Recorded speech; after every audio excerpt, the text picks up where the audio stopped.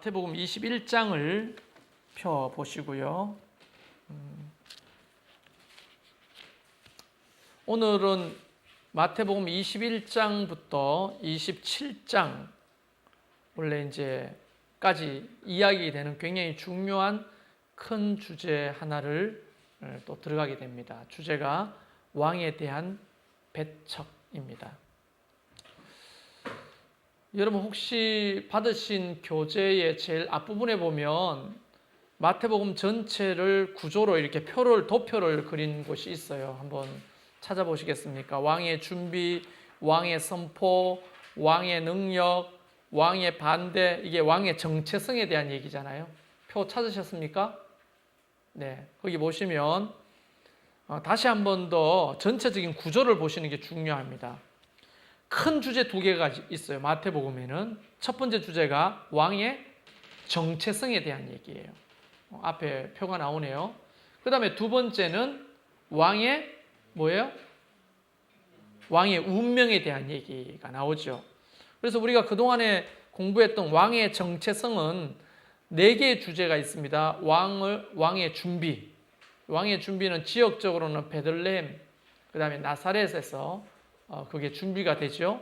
그 다음에 왕의 선포, 왕의 능력, 왕에 대한 반대, 이런 것들이 주로 갈릴리에서 이루어지거든요. 갈릴리에서. 그래서 두 번째 큰 주제에 들어왔죠. 우리가 왕의 운명이라고 하는 주제에 들어와서는 지난주까지 왕의 반응에 대한 얘기를 쭉 해왔습니다. 그리고 오늘 드디어 그때서 두 번째 주제인 왕에 대한 배척의 이야기를 하려고 하는 겁니다. 이 공부가 끝나면 왕의 부활과 승리라고 하는 주제로 마태복음을 다 마무리를 하게 됩니다. 그래서 큰 주제는 왕의 운명에 대한 얘기를 하고 있는 거예요. 주로 이 이야기는 유다 지역에서 일어나죠. 베들레헴이나 유대 지역. 주로 이때는 제자들을 좀 깊이 있게 가르치는데 포커스를 둡니다. 그런 큰 그림을 보면서 오늘 왕에 대한 배척이라고 하는 주제를 가지고 이제 한 2주, 3주 정도 이야기가 되겠죠. 속도로 봐서는. 이 왕에 대한 배척은 어떤 이야기를 하느냐 하면 예루살렘 입성부터 이야기가 시작됩니다. 예수님께서 예루살렘으로 입성하고부터, 그 다음에 입성하니까 더 많은 공격을 받겠죠. 종교 지도자들을 통해서 더 많은 공격을 받게 됩니다.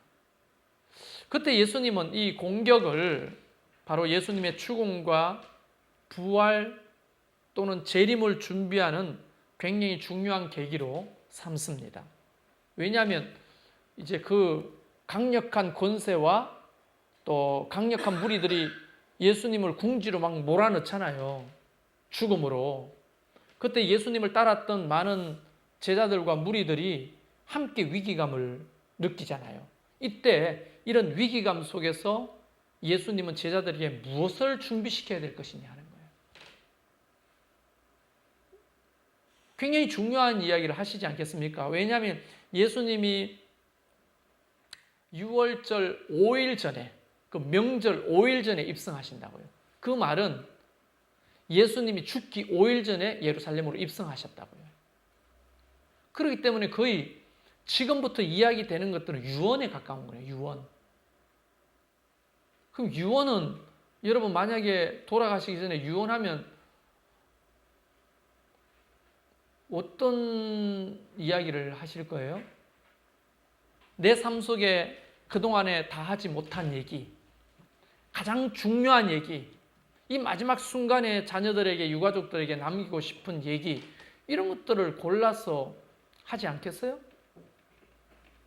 그냥 내가 죽는다, 아버지 이러면 죽은 줄 알았지, 뭐 이렇게 장난치는 사람 없을 거 아니에요.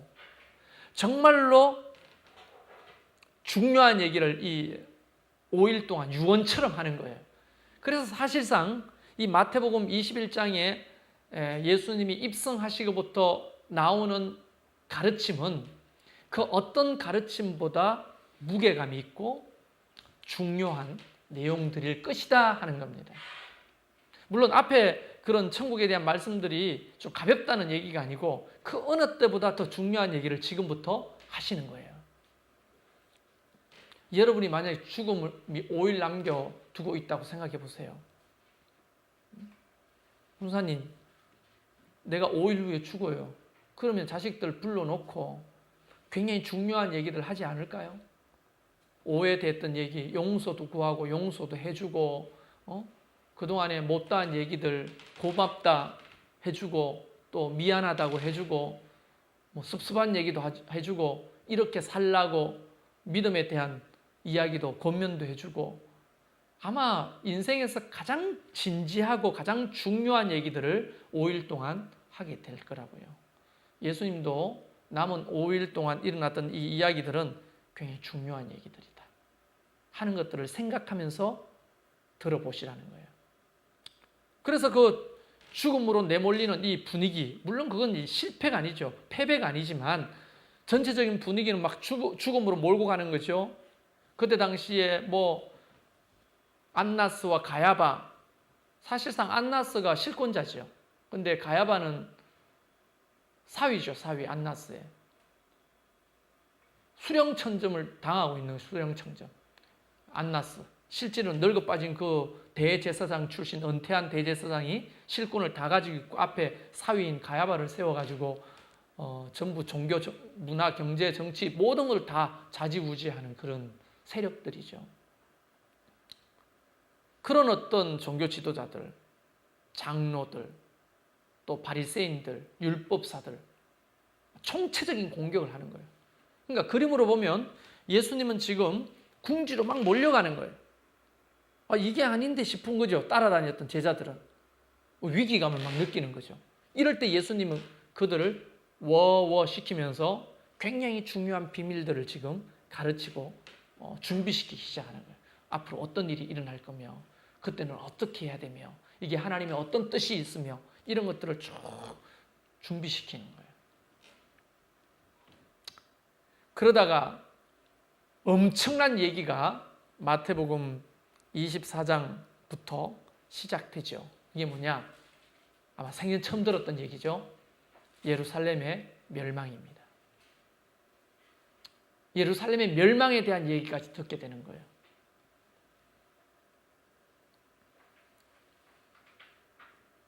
그러면서 예수님은 십자가에 처형을 당하십니다. 그리고 십자가에 달리신 예수님의 그 머리 위에는 공교롭게도 팻말이 하나 붙어 있는데 그 팻말에는 뭐라고 써여 있습니까? 네? 유대인의 왕이라는 팻말이 붙어 있죠. 마태복음 전체의 주제를 십자가 팻말에다가 마태는 기록하는 겁니다. 유대인의 왕 예수. 그런 얘기가 이제 쭉 되는데 이제 그러면 한번 21장, 22장 한번 쭉 한번 따라가면서 이야기를 해보자는 겁니다. 자, 이런 긴박한 상황에서 예수님이 지금 제자들에게 굉장히 중요한 것들을 보이시고 가르치는 내용입니다. 첫 번째 사건이 예수님이 나귀를 타고 예루살렘으로 입성하시는 거예요. 여러분이 묻고 싶습니다. 예수님이 왜 나귀를 타고 예루살렘 성으로 입성하셨을까요? 그 전에 많은 사람들이 무슨 나무를 들고? 종려 가지를 들고. 종려 가지. 여러분 우리 이스라엘 갔던 팀들은 종려 나무의 열매를 먹어봤습니까? 안 먹어봤습니까? 먹어봤죠? 대추야자 열매, 대추야자 열매. 이 종려 가지는요, 그때 당시에 1세기의 로마의 주화에도 그 그림이 새겨져 있습니다. 뭘 상징하느냐? 부와 승리를 상징하는 나무거든요. 그러니까 사람들이 그거를 꺾다가 예수님을 환영했다고 하는 이야기를 보면 예수님이 오셔서 어떻게 우리를 부와 승리 가운데로 이끄실 거라고 하는 기대가 거기에 담겨 있는 거예요. 종려 가지를 꺾어서 흔드는 자체가. 그러면서 뭐라고 합니까? 호산나라고 하죠. 이 호산나라는 말은 시편 118편에 나옵니다. 그 표현이 히브리 말로 하면 호시아나 이렇게 되어 있거든요. 그걸 헬라어로 호산나라고 바꿨는데요. 이 118편 26절에 이 호시아나라는 말은 좀 긴박하게 표현하면 이겁니다.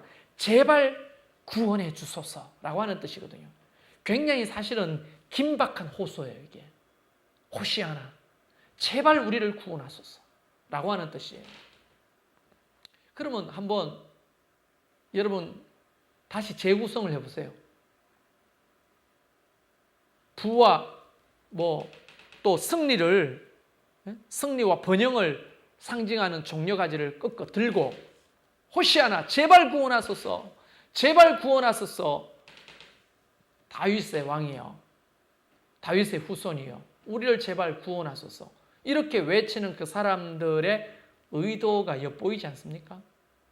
종려가지를 꺾어 든 자체가 벌써 기대가 있는 거예요, 예수님한테.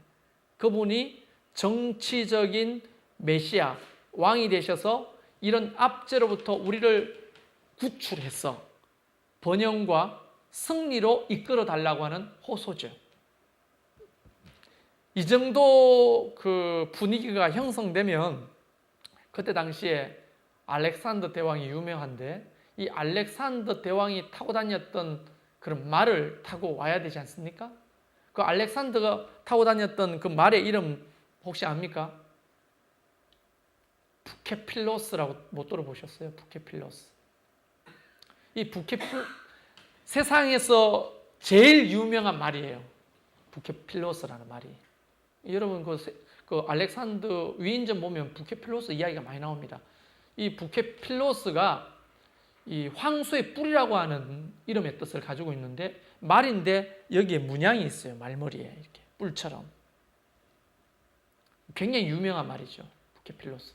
그런 걸 타고 개선문을 들어오면서 수많은 군인들의 사열을 받고 이렇게 들어와야 합당한 분위기가 아니겠어요?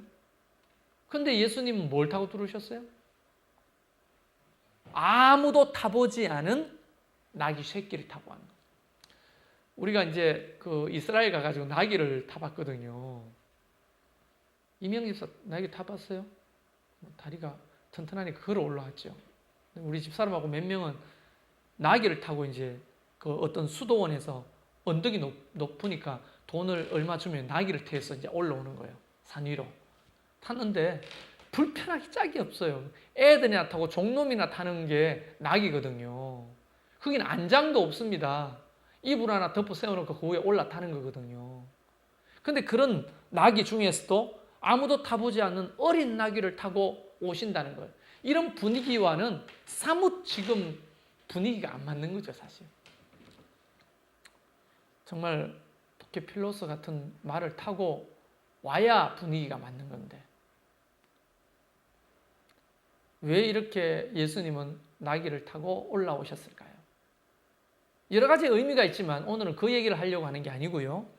스가랴서 9장 9절부터 10절 말씀을 읽어보면 앞으로 오실 그 메시아가 어떻게 오시는가에 대한 이야기가 스가랴 선지자를 통해 예언되어 있습니다. 거기 보면 아무도 타보지 않은 어린 나귀 새끼를 타고 오시는데 앞에 이렇게 표현하고 있습니다. 그는 겸손하여 어린 나귀를 타고 오신다고 되어 있어요. 자, 그러면 마태복음이라고 하는 상황을 고려하면 해석이 됩니까?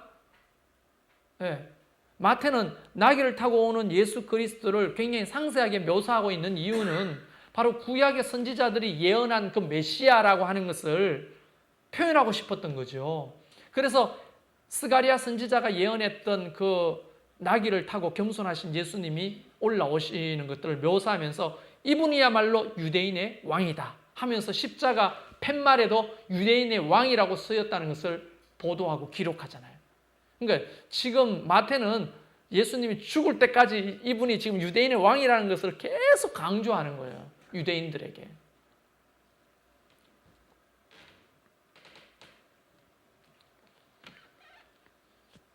이제 스가랴서 9장 9절 10절 읽어보면 주님이 오셔서 뭐 할 것인지에 대한 얘기가 다 나와 있거든요. 나중에 한번 읽어보시면 좋겠습니다.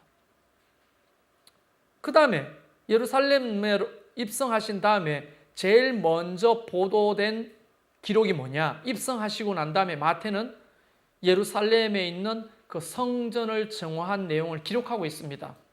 성전을 정화하는 내용. 여러분, 제가 자주 이야기했는데요.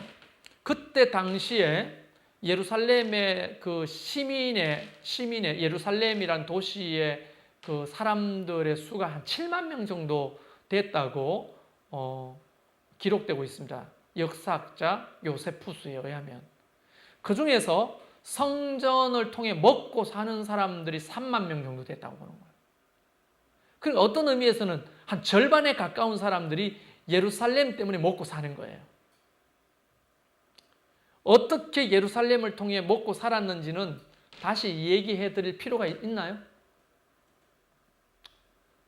하루에 3번씩 유대인들은 성전에 들어와 기도하게 돼 있고 1년에 적어도 3번 이상 성인 유대인이라면 절기를 지키러 1년에 성전을 찾아와야 됩니다.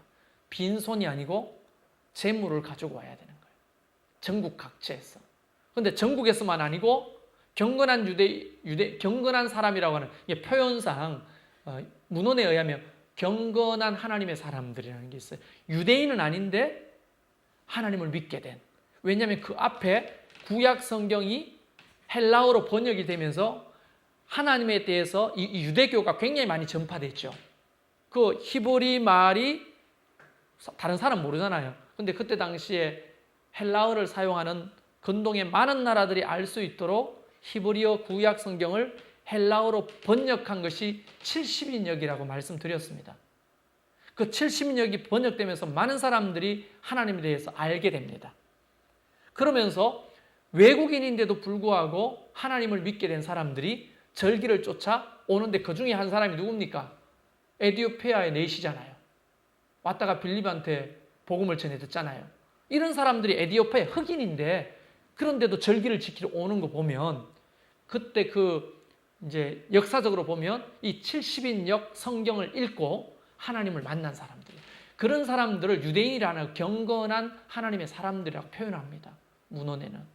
그런 사람들까지 오면 이 예루살렘이 절기를 지키기 위해서는 엄청나게 많은 사람들이 모여드는 거예요.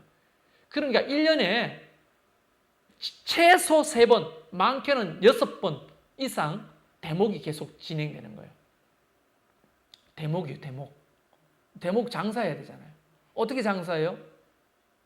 이제 거기에 이제 3만 명 정도가 먹고 산다고 하니까 이 예루살렘 성이 뭐 그렇게 크지 않습니다. 가봐서 알겠지만 이제 고성은 우리가 아침에 일찍 가야 되기 때문에 가지 말자고 해가지고 못 갔는데 거기 보면 크지도 않습니다. 예. 어느 정도 될까요? 제가 생각할 때는 여기 17단지, 16단지, 그 다음에 그 금강 펜테리움, 부영 아파트 요 합친 정도 사이즈? 올라가면 뻔해요. 눈에 보이는 거죠, 여기. 근데 그 정도 사이즈의 그런 전체 그 성전 뜰과 다 합해가지고 마당까지 크지도 않는 그 성전에 3만 명이 먹고 살고 순례객들까지 오면 어느 정도 수준이었겠어요? 밟히는 게 사람인 거예요. 거기다가 지금 예수님이 입성하신 날은 가장 절기 중에서도 중요하게 여기는 유월절. 그날을 앞두고 얼마나 많은 사람들이 왔겠어요. 그러니까 대목을 보려고 사람들이 장사를 했겠죠.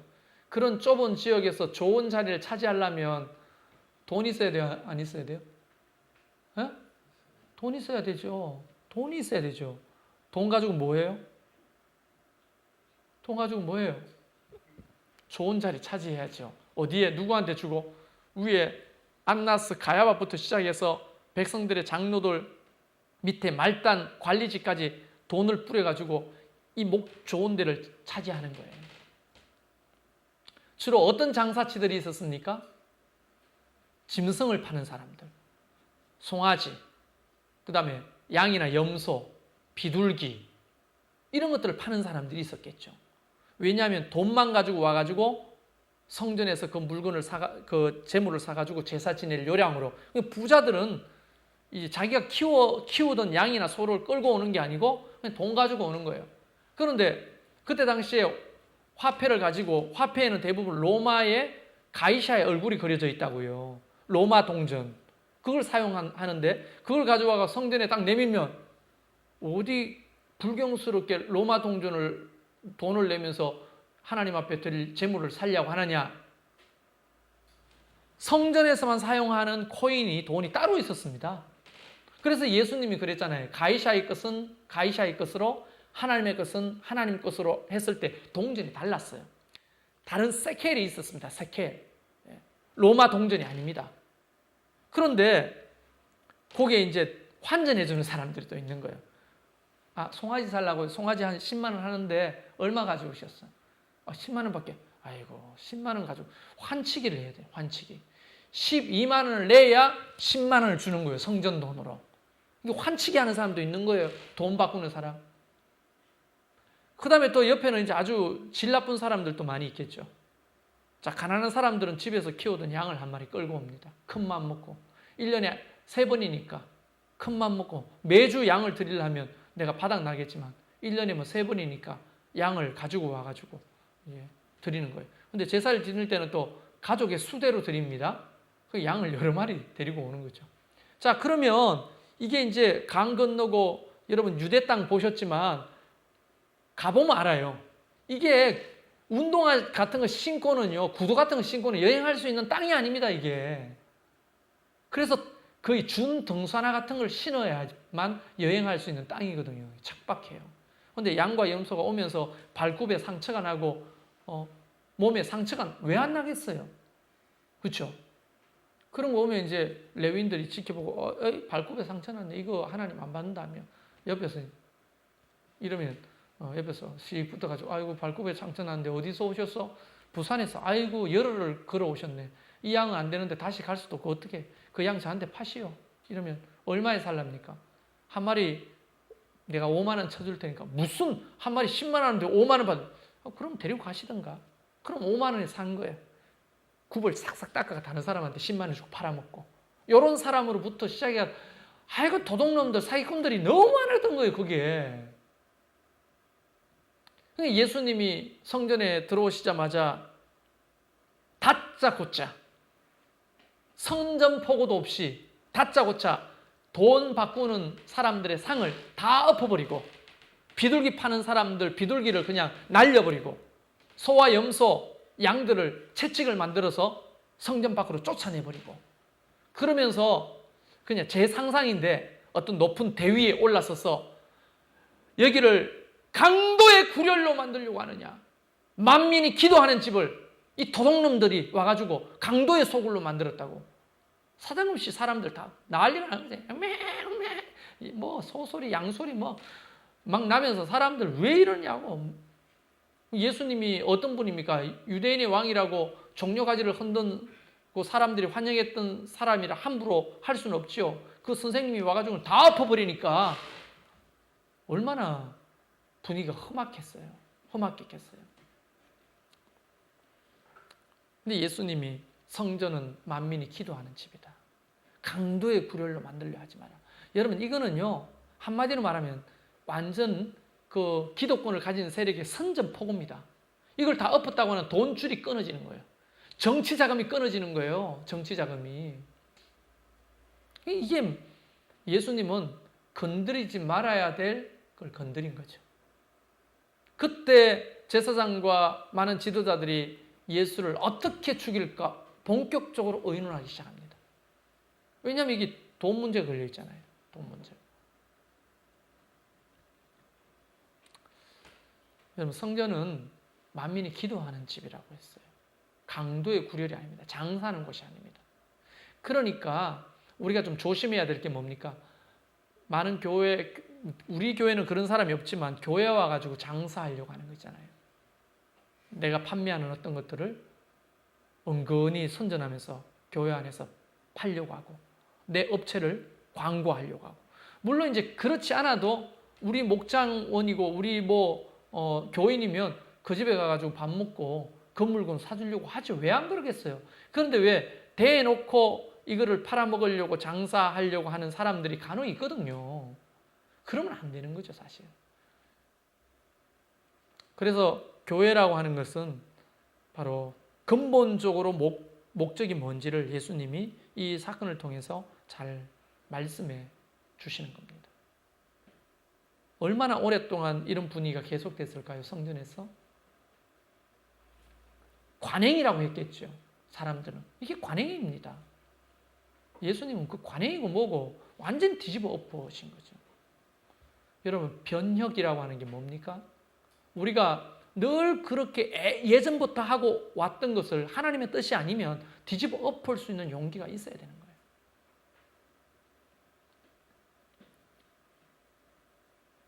그리고는 그 사건이 끝나고 난 다음에 성전을 깨끗하게 한 다음에 성 밖으로 나가면서 베다니에 가서 거기서 유하십니다. 베다니. 막달라 마리아 있던 베나디 있죠? 베다니에 가서 유했다고 했을 때는 주로 나사로 집에서 유하셨던 것으로 보고 있어요. 왜냐하면 이 요한복음에 보면 요한복음 11장에 어떤 사건이 기록되어 있냐면 죽은 나사로를 살리는 사건이 기록되어 있거든요. 바로 뒷장이 예루살렘 입성입니다. 나사로를 살리고 예루살렘으로 입성하시거든요. 그러니까 성전을 청결하게 한 다음에 다시 나사로 집으로 갔을 가능성이 많죠. 베다니에 있었던. 그 베다니로 가셨다가 이른 아침에 다시 성으로 들어오시는데 아침밥을 안 먹고 오셨던 것 같아요. 시장하셨던 것 같아요. 그래서 18절에 보면 이른 아침에 성으로 돌아오실 때 시장하신지라 길가에서 한 무화과 나무를 보시고 그리로 가사 잎사귀밖에 아무것도 찾지 못하고 나무에 이르시되 이제부터 영원토록 내가 열매를 맺지 못하리라 하시니 무화과 나무가 곧 마른지라. 그래서 무화과 열매를 맺지 못하는 그 무화과 나무 저주 통해서 어떤 교훈을 주시고 계십니까? 생각해보면 그 무화과 나무 이파리만 무성한 그 무화과 나무는 크게는 무엇을 상징하는 겁니까? 이스라엘을 상징하는 이스라엘. 그 이스라엘이 무성한 이파리는 있는데 진짜 중요한 그 무화과 열매를 맺지 못한 거예요. 이거 지금 이스라엘 전체의 어떤 신앙적인 수준을 이야기하기도 하지만 종교 지도자들 길거리에 뭡니까? 땅에 끌리는 옷을 입고 다니면서 거룩한 척하고 사람들 보는 데서 큰 소리로 기도하고 10의 1조를 드리고 금식한다고 외치면서도 실제로는 그 삶 속에 열매가 없는 종교 지도자들 말이에요. 사람들을 가르치는 그런 랍비들이 수두룩하고 그 바리새인들이 자기 옳다고 자기의 의를 주장하지만 실제로 삶 속에서는 열매가 없는 사람들. 이런 사람들이 이파리만 무성한 무화과 나무 아닐까요? 그러니까 크게는 이스라엘 전체를 말하는 거죠. 결국 어떻게 됩니까? 이스라엘이 망하잖아요. 무화과 나무가 완전히 말라버린 거죠. 그래서 제자들이 보고 이상히 여겨 무화과 나무가 어찌하여 말랐나이까? 예수께서 대답하시되 내가 진실로 너희에게 이르노니 만일 너희가 믿음이 있고 의심하지 아니하면 이 무화과 나무에게 된 이런 일만 할 뿐 아니라 이 산더러 들려 바다에 던지라 하여도 될 것이요 너희가 기도할 때 무엇이든지 믿고 구하는 것은 다 받으리라 하시니라. 다시 말하면 이거죠. 이상하게 여기지 마라. 믿음만 있으면 이 이상도 너희는 할 수 있다 하면서 제자들을 가르치시죠. 그런 기적 앞에서 믿음이 얼마나 중요한 것인지 가르치기 시작합니다. 그리고는 이 무화과 나무가 마른 것을 보고 성전에 딱 들어가는데 대제사장들과 백성들의 장로들이 나와 예수님 앞에 이렇게 말합니다. 네가 무슨 권위로 이 일을 하느냐? 누가 이 권위를 주었느냐? 이렇게 논쟁이 시작되는 겁니다. 예수님 권세에 대한 논쟁. 그때 예수님께서 나도 할 말을 너희에게 물으리라. 너희가 대답하면 나도 무슨 권위로 이런 일을 하는지 이르리라. 요한의 세례가 어디로부터 왔느냐? 하늘로부터냐? 사람으로부터냐? 이걸 묻거든요. 여러분 이거는 정말 대답할 수 없는 거죠. 사람으로부터 왔다 하면 그때 당시에 마지막 선지자로 가장 많은 사람들이 추앙했던 세례 요한을 무시하는 거기 때문에 여론이 좋지 않을 거고, 또 이게 하나님으로부터 왔다면 왜 그러면 그를 감옥에 가두고 죽였냐, 신성 모독 아니냐, 이렇게 될 거고, 아무 말도 못하는 그런, 그래서 사람들이 쩔쩔매고 말을 못하니까 예수님도 너희도 이 대답을 안 해주니까 나도 무슨 권위로 이런 일을 하는지 대답해 주지 않을 거다 하는 거죠. 그러면서 예수님은 한 예를, 비유를 드십니다. 어떤 비유냐? 두 아들이 있는데 맏아들에게 가서 이르되 오늘 포도원에 가서 일하랴 하니 대답하여 이르시되 아버지 가겠나이다 하더니 가지 않고, 둘째 아들이 가서 또 그와 같이 말하니 대답하여 이르되 실소이다 하였다가 그 후에 뉘우치고 갔으니 그 둘 중에 누가 아버지의 뜻대로 하였느냐? 첫째 아들입니까? 둘째 아들입니까? 첫째는 아버지 가겠습니다 해놓고 뺀질뺀질거리고 안 갔어요. 둘째는 아버지 뭐 또 포도원에 가라고 합니까? 싫습니다 해놓고 가만 생각해 보니까 아버지 혼자 일하는 거 힘들고 하니까 내가 가야 되겠다 생각하고 뉘우치고 포도원에 간 둘째 아들. 누가 아버지의 뜻을 행하냐? 그래서 그 대제사장과 종교 지도자들이 예수님이 이런 질문을 던지니까 뭐라고 했어요? 둘째 아들이 아버지의 뜻을 행했죠. 그렇게 말하니까 예수님이 내가 진실로 너희에게 이른다. 세리들과 창녀들이 너희보다 먼저 하나님의 나라에 들어가리라. 요한의 의의 도로 너희에게 왔거늘 너희는 그를 믿지 아니하였을 때 세리와 창녀는 믿었으며 너희는 이것을 보고도 끝내 뉘우쳐 믿지 아니하였도다. 하나님이 세례 요한을 통해서 예수님이 오실 것을 예비하고 하나님의 뜻을 말하고 그 타락상을 이야기했을 때 도리어 세례 요한을 죽였잖아요. 믿지 않고. 그런데 세리와 창녀들은 그때 당시에 세례 요한을 따랐어요. 하나님의 사자로, 선지자로. 그리고 세례 요한의 제자들 대부분이 예수님, 세례 요한이 목배임을 당해서 죽었을 때 누구의 제자가 됩니까? 예수님의 제자가 됩니다. 그러니까 너희들은 종교 지도자를 하면서 하나님을 믿는 척, 하나님의 말씀을 지키는 척 하지만 뒤에서는 전부 다 거짓말을 행하고 하나님을 속이고 백성들을 착취하고 너희 배만 불리는 그런 외식하는 자들이 아니야. 너는 이제 망할 것이라는 거죠. 첫째 아들처럼. 둘째 아들은 어떤 겁니까? 처음에는 하나님을 떠나서 율법을 어기면서 몸 파는 세리로 또 남의 것을 도둑질하는 세리로 창녀로 그렇게 살았으나 하나님의 뜻을 깨닫고 회개하고 돌아왔던 그 믿음을 가진 자가 옳다는 거죠. 그러니까 지금 종교 지도자들을 비판하는 거예요. 지금 그 논쟁 속에서. 그러면서 이어지는 비유가 포도원 농부 비유라는 거예요. 포도원 농부 비유. 21장 33절부터 기록되어 있는데 이런 이야기죠. 한 집 주인이 포도원을 만들어 산 울타리를 두르고 거기에 쩝차는 틀을 만들고 망대를 짓고 농부들에게 세로 주고 타국에 갔더니, 이 농부들에게 내가 다른 나라 갔다 올 동안에 내 이 포도밭을 좀 잘 관리하고 지키라. 그러면 뭐 7대3이나 5대5나 갈라먹자 이렇게 된 거 아니겠어요? 그런데 때가 돼서 열매가 거둘 때가 됐는데 종을 보냈어요. 주인이 가가지고 5대5라면 5를 받아오느라 보냈는데 그 반 때리고 하나는 죽이고 돌로 쳐서 보낸 거예요.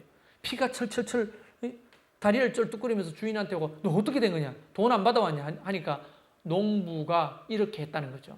그래서 더 많은 하인을 보냅니다. 집단으로. 그런데도 불구하고 그 농부들은 때로 이 사람들을 잡아 죽이고 더 하는 거예요. 그러니까 주인이 세 번째 누굴 보냅니까? 아들을 보내는 거예요. 아들을 보내는데 동기는 이런 거예요. 종이라서 이렇게 무시했나? 내 유산을 받을 아들을 보내면 저들이 주인으로 생각하고 또 좀 예의 바르게 하고 돈을 내주겠지 하고 아들을 보냈는데 그 아들을 보는 순간에 농부들은 어떻게 했다는 겁니까? 아, 저거 상속자지. 저거만 죽이면 이 포도밭을 우리가 가질 수도 있겠구나 하고 아들을 죽여버린 거예요. 그거를 본 주인이 어떻게 하겠냐고요. 여러분, 땅 주인은 그때 당시 영주 아니겠습니까? 영주. 개인 군대를 거느린 영주 아니겠어요? 군대를 데리고 와가지고 그 농부들을 탁 죽이고 그 밭을 빼앗지 않겠냐는 거예요. 하나님의 심판에 대한 예언이 그곳에 기록되어 있는 겁니다. 그러면서 예수님은 이 마태복음 21장 18절부터 32절까지는 믿음을 가지고 예수님께 순종하기를 원하고, 이 포도원 농부 비유를 통해 거절당한 아들이 실제로 높임을 받는 왕임을 가르치는 거예요. 사실은 그 죽은 아들이 누굽니까? 주인 아닙니까? 주인? 이 비유에서 포도밭 주인은 누굴 말하는 겁니까? 하나님 아버지를 말하는 거잖아요. 하나님 아버지. 예수님이 누군지 정확하게 알리려고 애를 쓰시는 거예요. 못 알아들으니까 이런 비유를 통해서도 좀 깨달으라고 알려주지만 못 깨닫는 거죠. 그때 45절에 보면 대제사장들과 바리새인들이 예수의 비유를 듣고 자기들을 가리켜 말씀하신 줄 알고 잡고자 하나 무리를 무서워하니 이는 그들이 예수를 선지자로 알미더라. 정말 많은 사람들이 예수님을 따라다녔거든요. 이 대제사장과 바리새인들은 소위 말하면 정치인이죠. 종교 지도자들이지만 정치꾼들이죠. 백성들이 존경하고 백성들이 따르지 않으면 힘이 없는 겁니다. 그렇기 때문에 무리가 예수님을 따르니까 그 여론 때문에 예수님을 잡아 죽이지 못하는 거예요.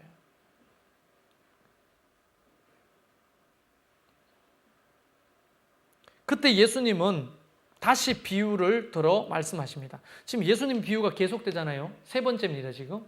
왜 그럴까요? 알아듣지 못하니까 또 비유로 말씀하시는 거예요. 그러면서 혼인잔치 비유가 22장에 이제 1절부터 14절까지 됩니다. 혼인잔치가 뭐예요? 천국은 마치 자기 아들을 위하여 혼인잔치를 베푼 어떤 임금과 같다.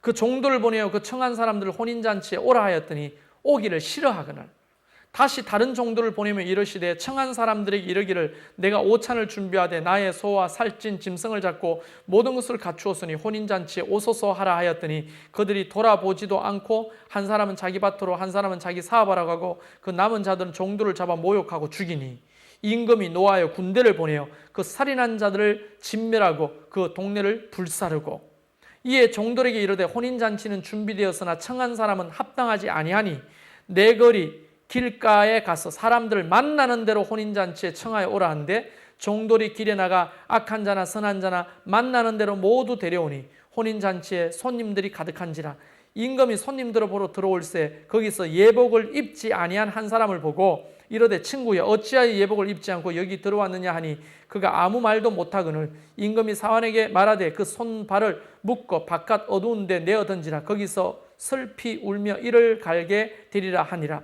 청함을 받은 자는 많되 택함을 입은 자는 적으니라. 여러분, 이 혼인잔치 비유는 이 하나님 나라를 거부해온 유대인들, 특히 종교 지도자들에 대한 비판이죠. 그리고 예수가 다시 와서 하나님 뜻을 전하는데 도리어 예수 그리스도도 거부하고 그 혼인잔치에 참여하지 않으려고 하는 그 백성들을 이야기하는 거죠. 이 이야기는 다시 한번 나중에 좀 설교를 통해서 깊이 좀 나누도록 하고요. 그러면서 뒤에 이 말이 굉장히 중요하죠. 청함을 받은 자는 많되 택함을 입은 자는 적으니라. 왕의 주권을 얘기하는 거죠. 왕의 주권. 어떤 주권입니까? 청함, 그러니까 부르시는 이도 하나님이시고 그 중에 택하시는 분도 하나님이시라는 거예요. 예수 그리스도의 그 주권을 이야기하는 겁니다. 주권.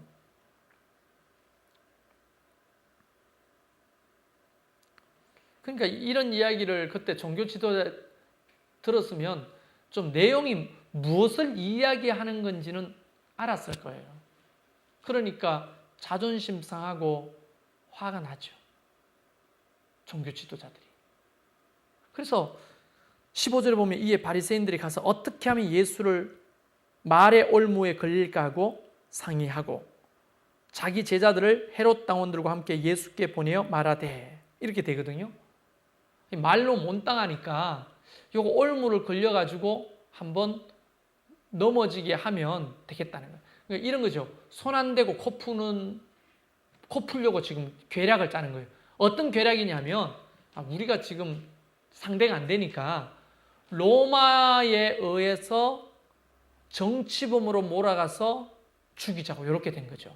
그래서 이제 자기 부하들을 대제사장과 장로들이 바리새인들이 자기 부하들을 보냅니다. 그리고 예수님께 다시 논쟁을 하는데 정인들을 데리고 세우고, 왜냐하면 그때 당시에 법정으로 정인 2사람 이상 있어야 고발 고소를 할 수 있거든요. 잘 들으라 해놓고 뭘 얘기하냐면 로마 세금법에 대한 논쟁을 시작합니다. 로마가 내라고 한 세금에 대한 얘기를 하는 거예요. 왜냐하면 요거를 잘못 말하면 어떻게 됩니까?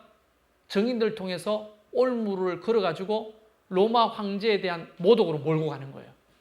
로마 황제에 대해서 모독으로 몰고 가면 그건 바로 적결 심판입니다. 손 안 대고 코 푸는 거기에요.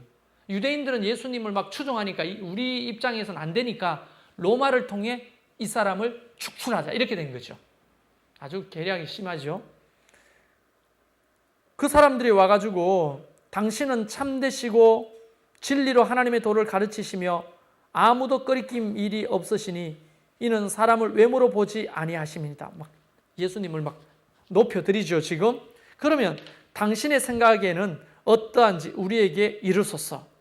가이사에게 세금을 바치는 것이 옳습니까? 옳지 아니합니까? 예수께서 그들의 악함을 아시고, 어떤 의도로 이런 질문을 하는지 알거든요. 그래서 예수님은 유대인이잖아요. 그러니까 세금 때문에 너무나 힘들고 어렵게 사는 유대인들 편에 서가지고 가이사에게 세금 낼 필요 없다 이렇게 말하면 정인들 세워서 이 사람이 가이사 황제에게 세금을 낼 필요 없다고 말했다 이렇게 몰아세워가지고 이제 죽이려는 속셈이죠. 근데 예수님이 그 악함을 아셨다는 거예요. 여러분, 예수님은 마음의 중심을 압니다. 뭐라고 말해도 액면 그대로 알아듣는 분이 아니고 그 마음의 중심을 잃는 분이에요.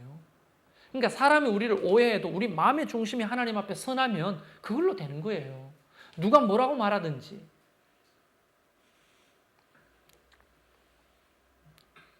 그래서 예수님이 그들에게 이렇게 말합니다. 외식하는 자들아, 어찌하여 나를 시험하느냐. 세금 낼 돈을 내게 보이라 하니까 데나리온 하나를 가져왔습니다. 데나리온. 로마 동전이죠. 은전입니다. 은전. 한 데나리온이 하루 품삯 아닙니까? 그 은전을 하나 딱 가지고 나왔는데 그 은전에는 누구의 얼굴이 기록되어 있습니까? 예. 물었어요, 예수님이. 이 형상과 이 글이 누구의 것이냐? 이러되 그 온 사람들이 가이사의 것입니다. 예수님이 이렇게 말합니다. 그런즉 가이사의 것은 가이사에게, 하나님의 것은 하나님께 바치라. 이 말씀을 듣고 놀랍게 여겨 예수를 떠나가니라. 이렇게 되어 있거든요. 예수님이 정말 논리적이고 빈틈을 주지 않는, 뭐 하나님이시니까 그러시겠지만 그 올무를 걸려고 하는데 그게 안 넘어지는 거예요. 나 같으면 아마 걸려 넘어졌을 거예요. 왜냐하면 세금 이야기하면 굉장히 의식 있는 좌파 목사인 척하면서 우리 민족이 누구 때문에 이렇게 힘드냐고, 다 로마의 황제 때문에 과도한 세금을 징수해가지고 우리 민족이 이렇게 힘든 거 아니냐고, 내가 누구냐고, 내가 여러분을 해방하러 온 메시아 아니냐고, 가이사에게 낼 필요 없다고. 그런 말하면 이스라엘 백성들이 그때 당시에 어떻게 했을까요? 만약 제가 그때 그런 말하면 가이사에게 세금 낼 필요 없어 이렇게 말하면 와 예수 난리도 아니었겠죠. 근데 예수님은 그 올무에 넘어지지 않았어요. 가이사의 것은 가이사의 것으로, 하나님의 것은 하나님의 것으로. 아무리 들어도 멋진 말씀이죠. 그래서 이런 어떤 근거를 가지고 그리스도인들이 세금 내야 되냐 말아야 되냐. 세금 내라. 국가에서 정한 악법을 우리가 지키는 것들이 지혜다. 그러나 그거를 막 한 거 해가지고 또 뭐 세금 안 내려고 요리조리 피해가는 거, 그것도 덕이 안 되는 거죠. 뭐 그런 근거를 가지고 이야기를 합니다만은 그 의도는 아니었던 것 같아요. 그런 어떤 지속적으로 함정에 빠뜨리려고 하는 종교 지도자들의 공세를 예수님이 지혜로 물리치시죠. 이게 바로 예수 그리스도가 처음 예루살렘 성으로 오셔가지고 있었던 일들이 지금 벌어지는 거예요. 자, 여러분 정리를 해보면 이런 겁니다. 나귀를 타고 예수님이 입성하신 이후에 성전을 가장 먼저 정화하셨습니다. 그리고 그때부터 이제 열매 맺지 못하는 무화과 나무와 같은 그 종교 지도자들과 이스라엘 백성들을 권면합니다. 경고를 합니다. 그런데도 불구하고 종교 지도자들은 예수님께 와가지고 논쟁을 벌이면서 올무에 걸려 넘어지도록 합니다. 그 와중에서도 예수님은 순종을 강조하고 내가 왕이고 나에게 순복하라고 말씀하시죠. 그래도 깨닫지 못한 사람들에게 포도원 농부 비유를 통해서 바로 내가 그 주인으로 왔다는 것을 강조하십니다.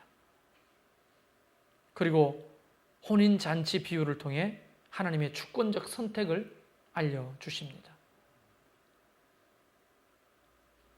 종교 지도자들과 이런 논쟁을 계속 하시는 거예요. 근데 한번 생각해 보세요. 난 여기서 한 가지만 좀 여러분과 묵상하고 좀 마치고 싶은데요. 하나님이시잖아요, 그분이. 그렇게 다가오는 사람들이 가소롭게 짝이 없을 거 아닙니까? 그러면 대부분 그렇게 올무에 빠뜨리려고 하는 사람들을 무시하고 그분의 길을 가면 되잖아요. 근데 모든 것들을 다 받아주잖아요, 지금. 예수님이. 그 종교지도자들이 말도 안 되는 그런 논쟁을 다 받아주고, 그럼에도 불구하고 깨달을 수 있는 기회를 주시면서 계속 비유를 여러 번 하시잖아요. 여러분, 이 동기가 뭡니까? 말싸움에 너한테 질 수 없다. 내가 메시아로서 너한테 지면 내 자존심 상한다. 그래서 바닥바닥 예수님이 그들과 말싸움 하시는 걸로 보입니까? 아니면 자기를 올무에 넘어뜨리고 죽이려고 하는 그들조차도 사랑하셔서 그 마지막 순간에도 그들이 좀 깨달았으면 좋겠다고 하는 동기로 지금 계속 비유로 말씀하시는 걸까요? 전자입니까? 후자입니까? 후자겠죠. 적이라 할지라도 자기를 올무에 넘어뜨리게 하는 그런 말도 안 되는 하나님 앞에 범죄자들인 그 종교 지도자들조차도 하나님은 어떻게 보면 끝까지 품고자 하는 거예요. 끝까지. 그렇지 않고서야 한 주제를 가지고 계속 비유를 여러 번 이야기하시면서 그들에게 깨달을 수 있는 기회를 제공하신다는 게 무슨 의도로 그랬을까요? 말싸움에 승리하려고? 인간들하고? 그거 아니잖아요.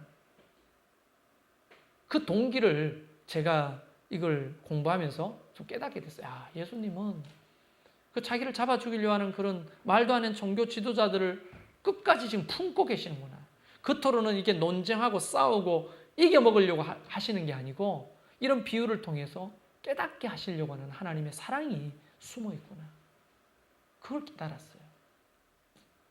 그래서 이분을 우리는 평화의 왕으로 부르는 겁니다. 평화의 왕. 여러분, 이런 분이 우리가 믿는 우리의 구주 예수 그리스도이시잖아요.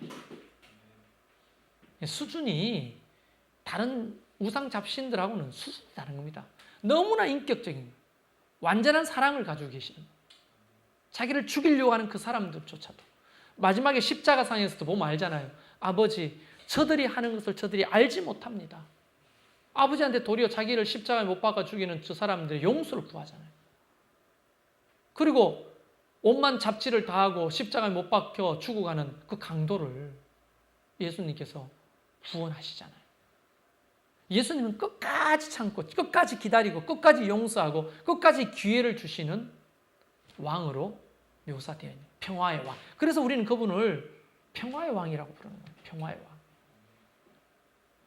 그러면 저와 여러분에게는 어떤 태도를 가지고 계실까요? 우리가 예수님 잡아 죽이려고 하는 것도 아니잖아요. 예수님을 올무에 넘어뜨리려고 하는 그런 종교 지도자들의 이중성도 우리는 없잖아요. 다만 우리는 연약하고 부족해서 넘어지고 실수하고 더 성실하게 하나님 앞에 기도하지 못하고 부족하니까, 연약하니까. 그런 우리를, 야, 너 이거밖에 안 돼? 그러면서 여기서 번개를 쏴가지고 그냥 우리를 벌주고 심판하고, 그런 주님이 아니라는 거예요. 페이스북에 이런 설교 동영상이 하나 올라왔습니다. 아담아, 네가 어디 있느냐? 이 이야기에 대한 2012년도 어떤 큰 집회, 어떤 목사님이 한 내용을 편집해서 올린 영상이 떴어요. 아담아 네가 어디 있느냐? 못 나오는 거죠. 왜 거기 있을 수밖에 없죠, 아담이? 왜 거기서 아담은 이렇게 생각했을 거라고 말하는 거죠. 그 영상에서 나는 왜 이렇게 두렵지? 왜 이렇게 아프지? 왜 이렇게 비참하지? 왜 되는 일이 없지? 거기서 안 나오니까, 하나님 낯을 피해서 나무 뒤에서 안 나오니까 그렇게 비참하게 빠져 있다는 거예요. 그래서 그 설교의 내용은 이겁니다. 여러분 나오세요. 하나님 앞에 나오세요. 근데 저는 거기에 댓글을 달았어요. 나올 수가 있냐고, 아담이. 아담이 나올 수가 있냐고요. 못 나오죠, 감히. 그 강의를, 동영상을 보는데 저는 그랬어요. 너무 정죄감이 드는 거예요. 나도 여전히 어떨 때는 나무 뒤에 숨어가지고 하나님 앞에 못 나오는 내 자신을 보는데, 그러면 그 나무 뒤에 있기 때문에 나는 비참하고 하나님 앞에 버림받았고 되는 일도 안 되고 늘 불행하고 아파야 하는 것이냐. 복음이 뭡니까? 복음. 그거는 정말 구약적 관점에서 설교를 하신 것 같아요. 그분을 판단하는 게 아니고. 왜냐하면 나무 뒤에 숨어있는 아담과 같은 우리에게 오셨잖아요. 예수님이 찾아오셨잖아요. 나무 뒤에서 함부로 나올 수 없는 그 아담, 수많은 우리 아담 아니에요? 못 나오잖아요. 그런 연약한 우리를 위해서 찾아오신 예수 그리스도 사랑이 빠져 있는 거죠. 자칫 잘못하면 굉장히 은혜로운 설교인데요. 보면 복음의 정신이 빠진 거예요, 거기에. 그럼 가만히 있을 수가 없었어요. 댓글을 달았어요. 생각해보면 그런 거죠. 오늘날도 예수님은 구약의 관점으로 봐도 나무 뒤에 숨어있는, 나오지 못하는 벌벌 떨고 있는 아담에게 하나님이 하신 일이 뭐예요? 가죽옷을 치어 입히셨잖아요. 가죽옷을. 그게 사랑이잖아요. 그게 복음이잖아요. 나무 뒤에 찾아오신 주님. 여전히 비참한 상태에 있는 우리들과 함께 하시는 그 주님. 그게 율법보다 더 위대한 복음의 사랑 아니에요? 근데 그 영상에서는 왜 안 나오냐? 나무 뒤에서 빨리 나와라. 비참함을 극복하려면 나무 뒤에서 나와야 되는데. 못 나가야겠는데 여러분 나갈 수 있겠어요? 못 나가잖아요. 우리 연약하기 때문에 못 나가잖아요. 근데 주님이 가죽옷을 입히시고 나무 뒤로 찾아오시는 거예요. 그게 예수님의 신방, 성육신 아닙니까? 이런 사랑을 대제사장, 바리새인, 율법사들 앞뒤가 안 맞고 외식하고 이중적인 이 사람들도 끝까지 한 명이라도 더 믿음 가운데로 이끌어 가시려고 계속 논쟁하시면서 계속 비유로 얘기하시는 그 하나님의 동기, 그게 사랑이 아니고 뭐겠냐는 거예요. 우리를 향해서는 어떠실까 하는 거죠. 부족하고 연약한 저와 여러분을 향해는 어떠실까요? 끊임없이 기다리시고 여러분을 사랑하시고 포기하지 않고 여러분과 함께 울고 함께 아파하시는 그 주님. 그 주님에 대해서 다음 주에 이제 본격적으로 예수님의 그 죽으심과 부활하심을 살펴보도록 하겠습니다.